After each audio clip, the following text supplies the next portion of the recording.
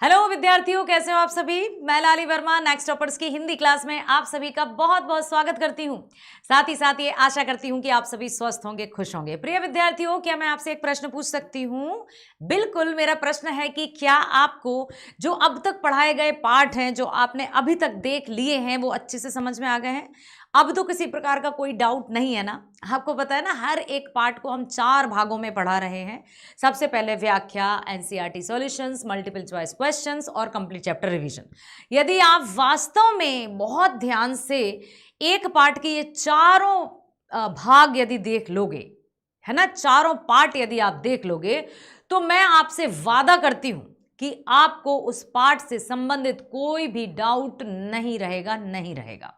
किसी भी तरह के कोई भी प्रश्न आपसे उस पार्ट से संबंधित पूछ लिया जाए, चाहे परीक्षाओं में, चाहे टेस्ट में, या कोई आपसे मौखिक रूप में भी पूछ ले, तब भी आप उनके प्रश्न बहुत अच्छे से उनके उत्तर दे पाओगे। यस, तो यही विश्वास है, ये आशा है, ये उम्मीद है कि आप बहुत अच्छे से सुनते हैं और समझते हैं। चलिए तो चलते हैं। लेकर आई हूं आपकी पाठ्य पुस्तिका क्षितिज का जो पाठ 7वां है, नेताजी का चश्मा, उसके बहुविकल्पीय प्रश्न। बहुविकल्पीय प्रश्न हमेशा की तरह मैं बताना चाहूंगी कि ये बेटा बहुत ही महत्वपूर्ण होते हैं। हर एक जो होता है ना कि परीक्षाएं हों, टेस्ट हों, इनमें बहुत अच्छे से आपको अंक प्राप्त हो जाता है, 1 नंबर पूरा मिल जाता है आपको। उसमें कहीं से 0.5 या 0.25 कुछ भी कटने की बिल्कुल गुंजाइश नहीं होती है। इसलिए अब दूसरी तरफ कि यदि कट गया नंबर तो पूरा 1 भी चला जाता है। इसलिए आपको बहुत ध्यान से प्रश्न को पढ़ना होता है, चारों विकल्पों को पढ़ना होता है, और उसके बाद ही आप सही विकल्प को चुनकर उस विकल्प को पूरा का पूरा लिख कर आते हैं। देखें, पहला प्रश्न क्या है। मूर्ति बनाने वाले कौन थे? मूर्ति बनाने वाले कौन थे? किसकी मूर्ति थी? सुभाष चंद्र बोस जी की। किसने बनाई थी? विकल्प देखें क्या? विकल्प हैं स्वयं प्रकाश जी। क्या स्वयं प्रकाश जी ने मूर्ति बनाई थी? नहीं। कस्बे के हाई स्कूल के ड्राइंग मास्टर मोतीलाल जी, या फिर विदेश से बुलाए गए एक मूर्तिकार, या फिर इनमें से कोई नहीं? क्या जवाब है? कस्बे के हाई स्कूल के ड्राइंग मास्टर मोतीलाल जी ने ही नेताजी की मूर्ति कितने दिनों में बना देने का वादा कर दिया था कि अरे साहब क्या बात करते हो आप, यूं इतने दिनों में मूर्ति बनाकर पटक दूंगा। पटक दूंगा मतलब काम पूरा कर दूंगा। तो सही जवाब क्या है? कस्बे के हाई स्कूल के ड्राइंग मास्टर मोतीलाल जी ने ही मूर्ति बनाई थी। दूसरा है, मूर्ति के निर्माण में नगरपालिका को देर क्यों लगी होगी? क्या कारण था कि मूर्ति बनाने का जो आइडिया था वो तो बहुत पहले आ गया था। एक थे प्रशासनिक अधिकारी जी, उनको बहुत पहले ये आइडिया आया था कि हाँ, हमारे चौराहे पर भी एक स्वतंत्रता सेनानी या क्रांतिकारी या किसी प्रसिद्ध व्यक्ति की हस्ती की मूर्ति होना चाहिए। लेकिन उसको बनाने में और उस तक मतलब पूरा कार्य करवाने में बहुत समय लग गया। इसके पीछे कारण क्या था बताइए? मूर्ति के निर्माण में नगरपालिका को देर क्यों लगी होगी, पूछा है आपसे। मूर्ति स्थापना के लिए स्थान ना मिलने के कारण, क्या जिस तरह का स्थान वे चाहते थे उस तरह का स्थान वो नहीं मिला था, इसलिए मूर्ति के निर्माण में बहुत देरी हुई, या फिर मूर्तिकार नहीं मिलने के कारण? अब मूर्ति तो बनानी है, कुम्हार का काम तो है नहीं कि मटके और घड़े बना दे, तो उनसे कहते हैं कि भाई मूर्ति बनाकर लगा दो। बात थी चौराहे पर लगाने की और संगमरमर की मूर्ति बनाने की, मिट्टी की मूर्ति नहीं बनवानी थी, ठीक है। अब संगमरमर की मूर्ति बनवानी थी, तो क्या मूर्तिकार नहीं मिलने के कारण? हाँ, ये तो सही है कि मूर्तिकार नहीं मिल रहा होगा इसलिए नहीं बनवाई, या फिर संगमरमर न मिलने के कारण। अब पहले से जो नगर पालिका के प्रशासनिक अधिकारी थे उनके मन में ये था कि हम संगमरमर की ही मूर्ति बनवाएंगे, लेकिन अब संगमरमर तो मिल नहीं रहा था। संगमरमर जानते हो ना बेटा, मार्बल, या फिर धन के अभाव के कारण। ये चारों के चारों जो कारण हैं, आप देख सकते हैं कि एक भी कारण ऐसा नहीं लग रहा है कि मूर्ति बनाने में या निर्माण में उसका विलंब होने का कारण ना हो। लेकिन क्या चारों सही हैं? नहीं, क्योंकि ऐसा कोई भी विकल्प नहीं आया कि उपर्युक्त सभी सही हैं। ये भी हो सकता है कि मूर्ति स्थापना के लिए स्थान नहीं मिल रहा हो, लेकिन स्थान तो था क्योंकि चौराहे पर लगानी थी। मूर्तिकार नहीं मिल रहा था, क्या मूर्तिकार उन्होंने ढूंढा था? यदि ढूंढा भी होगा तो सबसे बड़ी समस्या क्या थी कि मूर्तिकार वही तो सस्ते दामों में तो मूर्ति बनाएगा नहीं, तो इसको भी हटा देते हैं। संगमरमर नहीं मिल रहा था, नहीं, उन्होंने डिसाइड कर लिया था कि भाई बनाएंगे तो बनवाएंगे तो संगमरमर की मूर्ति ही। अब सबसे बड़ा कारण था धन के अभाव के कारण, क्योंकि यदि किसी मूर्तिकार को लेकर आते तो वो अच्छी खासी मोटी रकम लेता और तब कहीं जाकर मूर्ति तैयार होती, लेकिन इतना धन नहीं था कि वे ये सब करते। तो सबसे मुख्य कारण है धन के अभाव के कारण। नेताजी की मूर्ति किस चीज की बनी थी? संगमरमर की, मिट्टी की, लकड़ी की, या इनमें से कोई नहीं? आपने जवाब दे दिया होगा कि मैडम इसमें हमें समय तो नहीं लगाना है ज्यादा, संगमरमर की मूर्ति। स्थानीय कलाकार को मूर्ति बनाने का कार्य क्यों सौंपा गया? स्थानीय कलाकार कौन थे? हेडमास्टर जी थे। कहाँ के? इकलौते हाई स्कूल के ड्राइंग मास्टर, हेडमास्टर नहीं, ड्राइंग मास्टर मोतीलाल जी को ये काम सौंप दिया।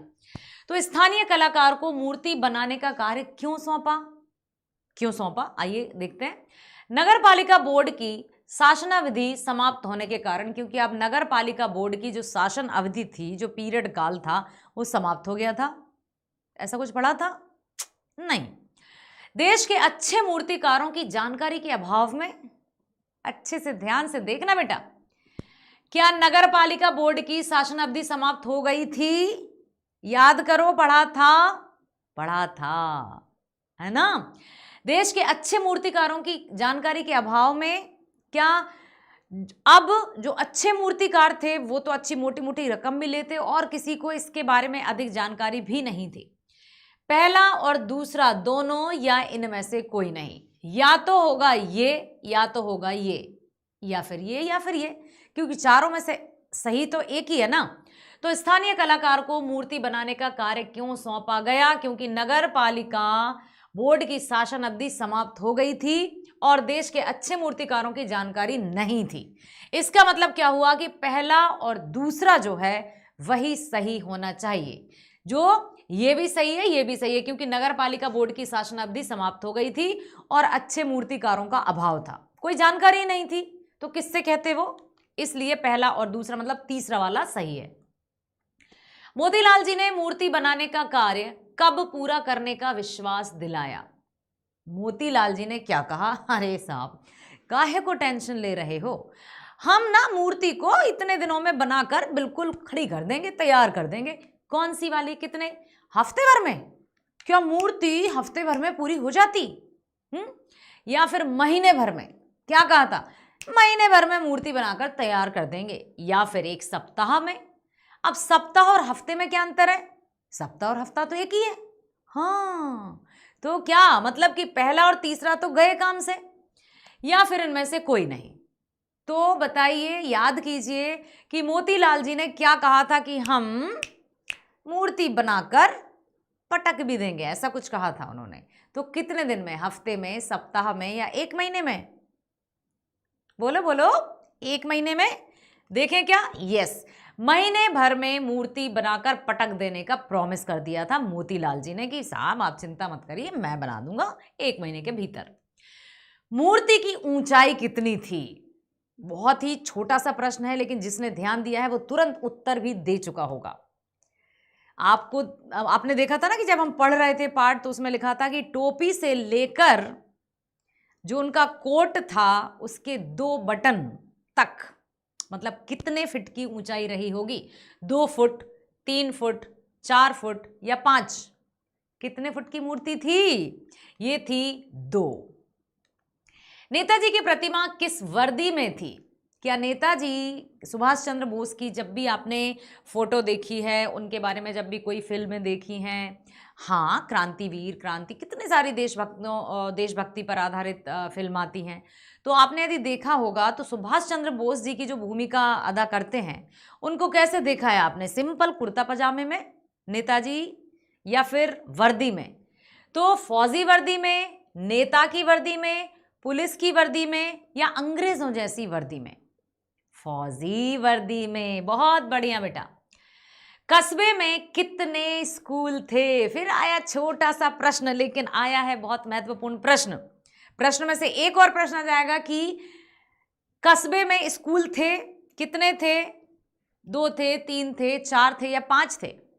बताया था लेखक स्वयं प्रकाश जी ने कि कस्बे में स्कूल थे, ऐसा कुछ था। और साथ ही साथ एक नगर पालिका भी थी जो कुछ ना कुछ करती रहती थी, छोटे मोटे काम, कुछ पेशाब घरों का निर्माण करवाना, बहुत सारी उन्होंने बातें लिखी हैं स्कूलों के बारे में। बिल्कुल साफ साफ उन्होंने लिखा था कि कस्बे में इतने स्कूल थे। अब मैं अभी कुछ बोल नहीं रही हूँ, आप बताइए कितने स्कूल थे? 2, 3, 4 या 5? 2 स्कूल थे। बहुत बढ़िया। एक लड़कियों का और एक लड़कों का स्कूल था। ठीक है, तो कस्बे में 2 स्कूल थे। मूर्ति बनाकर पटक देने का क्या भाव है? जब मोतीलाल जी ने कहा कि महीने भर में मूर्ति पटक देंगे मतलब बनाकर पटक देंगे। पटकना तो यह तो कि भाई क्यों सामान पटक रहे हो, हाँ। तो उस पटक देने का जो शब्द या भाषा का, जिस तरह की भाषा का प्रयोग स्वयं प्रकाश जी ने किया है, वहां पर पटक देने का क्या भाव था, उसके इमोशंस क्या थे, वो क्या कहना चाहते थे? कि मूर्ति बनाना, मूर्ति समय पर बनाना, मूर्ति बनाकर तोड़ देना, या फिर मूर्ति को फेंक देना। पटक देना मतलब क्या? यदि मैं आपसे कहूं कि आप कोई भी सामान पटक दीजिए तो आप क्या करोगे? हाँ, बनाकर पटक दोगे मतलब आप बनाओगे और तोड़ दोगे, बनाकर फेंक दोगे। पटक देने का मतलब क्या था उस भाषा में, उस वाक्य में, उस भाव, उसका भाव क्या कहना चाहते थे वो? कि मूर्ति समय पर बनाना। अब आप सोचिए वहां पर लग कैसा रहा है कि जैसे नकारात्मक रूप से कहा जा रहा हो कि 1 महीने में मूर्ति बनाकर पटक देंगे, मना भी देंगे, पटक भी देंगे, लेकिन वो था कि मूर्ति बिल्कुल समय पर पूरी बनकर तैयार हो जाएगी। हालदार साहब अवाक क्यों रह गए? अवाक शब्द सुना है? अवाक मतलब होता है एकदम चकित, चौकन्ना, एकदम चौकन्ना नहीं, चकित हो जाना, आश्चर्यचकित। ठीक है, आश्चर्यचकित, ठीक है, आश्चर्यचकित, अवाक कहते हैं ना, कुछ बोल ही नहीं पाए, एकदम निशब्द। निशब्द भी कह सकते हैं इसको, निशब्द भी कह सकते हैं। ठीक है, निशब्द की स्पीचलेस, इतने सारे शब्द हैं अवाक के लिए। तो हालदार साहब अवाक क्यों रह गए थे? ऐसा क्या हुआ था कि वो एकदम अवाक रह गए? मूर्ति का चश्मा देखकर? याद करिए, क्या जब उन्होंने मूर्ति का चश्मा देखा था तो वो अवाक रह गए थे?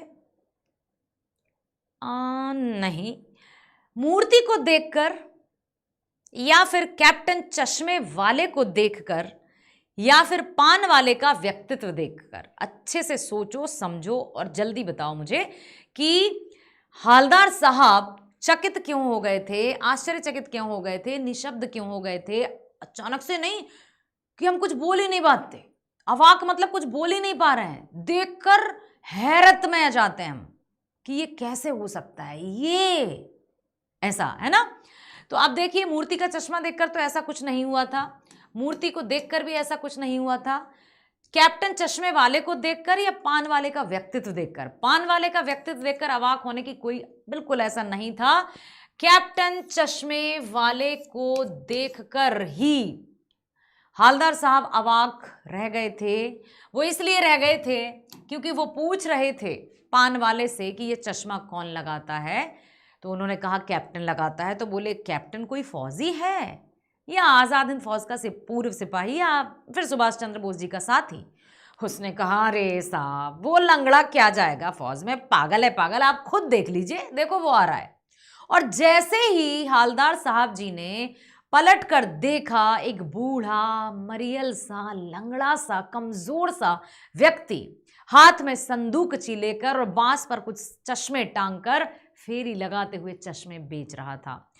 उसको देखकर हालदार साहब अवाक रह गए, कुछ नहीं कह पाए, ना कुछ बोल पाए, और वो बड़े ही मतलब भावुक भी हो गए कि इसके बारे में ये इस तरह की बात कर रहा था। ठीक है, कैप्टन के मरने के बाद हालदार साहब ने क्या सोचा था? अब कैप्टन जो था, कैप्टन समझ ही गए ना, चश्मे वाला जो था, अब वो मर गया था। उसके मरने के बाद हालदार साहब ने क्या सोचा?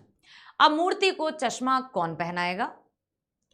अब वे चौराहे पर रुकेंगे नहीं और ना ही मूर्ति की तरफ देखेंगे, या फिर अब वे चौराहे पर पान नहीं खाएंगे, या इनमें से कोई नहीं।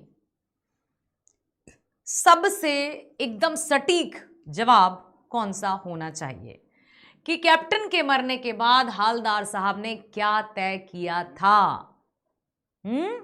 उन्होंने तय किया था, अपने ड्राइवर से कह दिया था कि अब वे चौराहे पर नहीं रुकेंगे और ना ही अब वे मूर्ति की तरफ देखेंगे।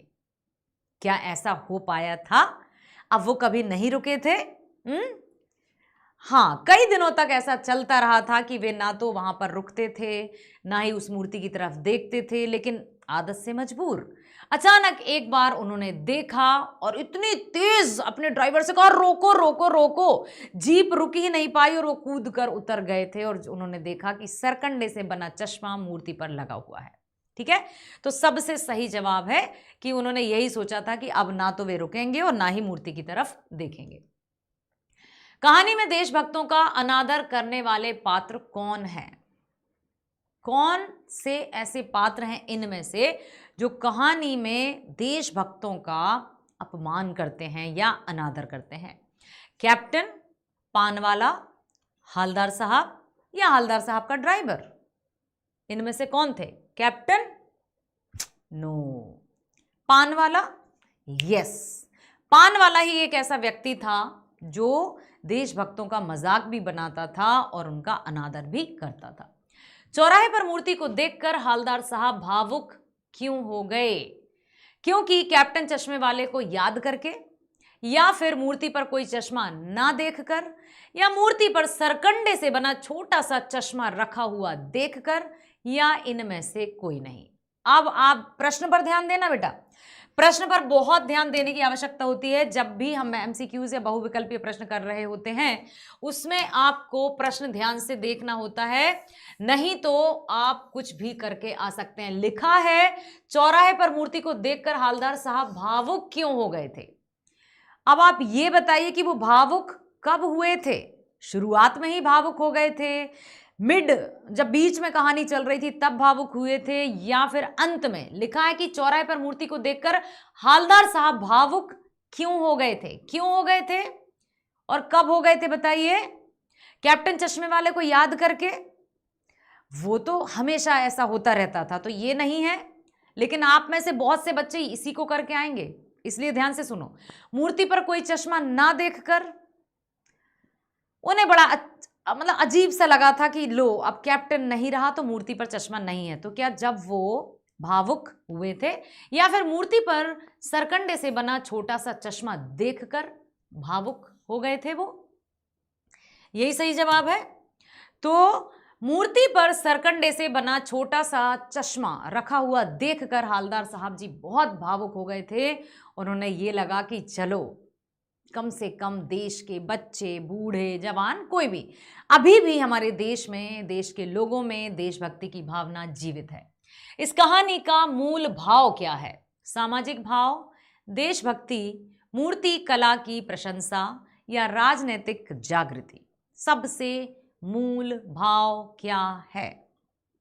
कहानी में आपने मुख्य रूप से क्या देखा? स्वयं प्रकाश जी ने क्या बताने का प्रयास किया है? किस तरह की भावना? सामाजिक भावना, देशभक्ति की भावना, मूर्ति कला की प्रशंसा या राजनीतिक जागृति? देशभक्ति की भावना, बिल्कुल सही जवाब।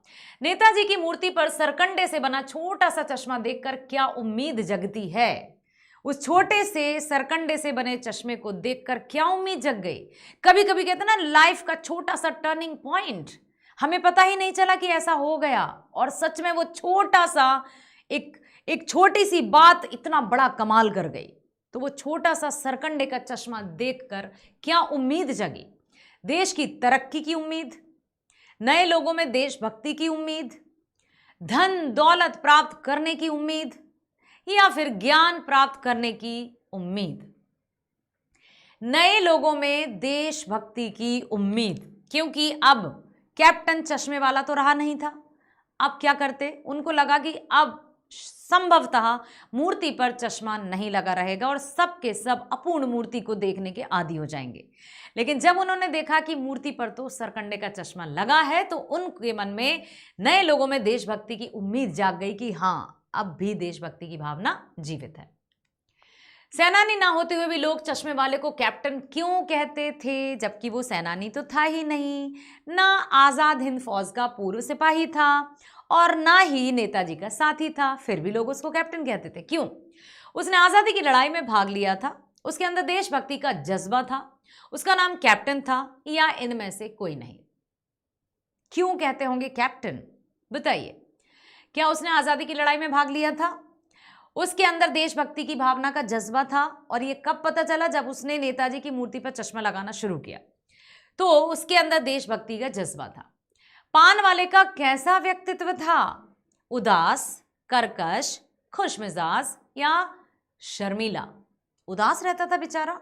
नहीं, कर्कश, ऐसे बोलता था कि बहुत ही बुरा लगता था, या खुशमिजाज था, बात बात पर हंस जाता था, या बिल्कुल बात ही नहीं करता था। तो वो था खुशमिजाज व्यक्ति। हवलदार साहब ने पान वाले से क्या प्रश्न किया? पहला दिया है, नेताजी का चश्मा किसने बनाया? तुमने पान बनाना किससे सीखा? नेताजी का चश्मा हर बार कैसे बदल जाता है? या तुम कहाँ रहते हो? नेताजी का चश्मा किसने बनाया?